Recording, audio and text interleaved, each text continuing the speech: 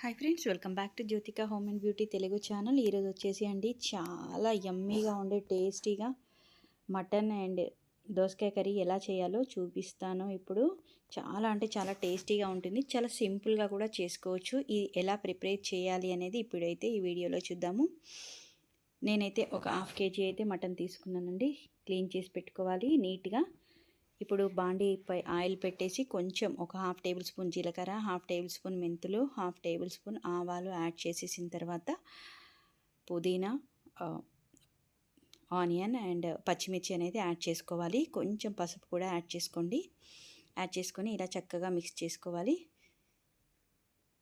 చాలా అంటే చాలా టేస్టీగా ఉండింది. ఇలా ఒక్కసారి కనుక డెఫినెట్గా ట్రై చేయండి. ఇప్పుడు వచ్చేసి అల్లం వెల్లుల్లి పేస్ట్ అనమాట, గార్లిక్ పేస్ట్, కొంచెం సాల్ట్ అనేది యాడ్ చేసి ఇలా చక్కగా మిక్స్ చేసుకున్న తర్వాత కొంచెం అనేది మనకు కారం అనేది ఒక హాఫ్ టేబుల్ స్పూన్ కారం అనేది యాడ్ చేసుకోండి.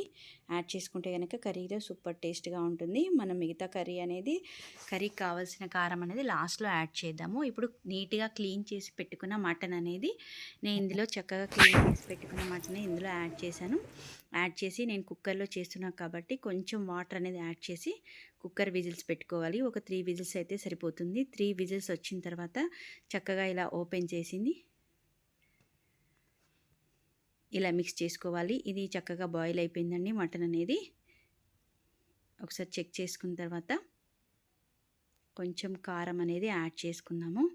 కారం మరియు సాల్ట్, ఉప్పు అనేది ఇందులో యాడ్ చేసుకోవాలి. మనము కర్రీకి అంటే కూరకి ఎంతైతే సరిపోతుందో అంత కారం అనేది, సాల్ట్ అనేది యాడ్ చేసుకొని ఇలా చక్కగా మిక్స్ చేసుకోవాలి. చక్కగా మిక్స్ చేసుకున్న తర్వాత ఇప్పుడు మనము నీట్గా దోసకాయ అనేది, కుకుంబర్ అనేది కట్ చేసి పెట్టుకోవాలి. ఇలా మనం గ్రేవీ లాగా చేసుకుంటే కనుక చాలా టేస్టీగా ఉంటుంది. ఇందులో కుకుంబర్ యాడ్ చేసుకుంటే ఇంకా టేస్ట్ అనేది ఇంకా ఎక్స్ట్రాడినరీగా ఉంటుంది. చాలా అంటే చాలా బాగుంటుంది. ఒకసారి డెఫినెట్గా ట్రై చేయండి.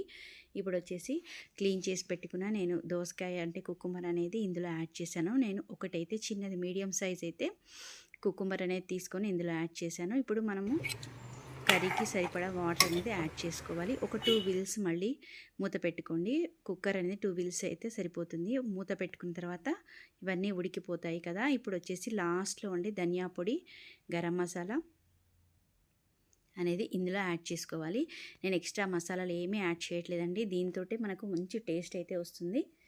ఇప్పుడు లాస్ట్లో కొత్తిమీరతో గార్నిష్ చేసుకుంటే చాలా టేస్టీగా ఉండే మటన్ అండ్ దోసకాయ కర్రీ అనేది సూపర్ టేస్ట్తో రెడీ అయిపోతుంది. యమ్మీగా ఉంటుంది. డెఫినెట్గా మీరు కూడా ఒకసారి ట్రై చేసి ఎలా వచ్చింది నాకు కామెంట్స్లో షేర్ చేయండి. ఛానల్ని ఎవరైనా ఫస్ట్ టైం విజిట్ చేస్తున్నట్లయితే కనుక ప్లీజ్ సబ్స్క్రైబ్ చేసుకొని పక్కన బెల్ ఐకాన్ ఉంటుంది, యాక్టివేట్ చేసుకుంటే నేను ఏ వీడియో పెట్టినా మీకు నోటిఫికేషన్స్ వస్తాయి. డెఫినెట్గా ట్రై చేయండి. చాలా అంటే చాలా టేస్టీగా ఉంటుంది.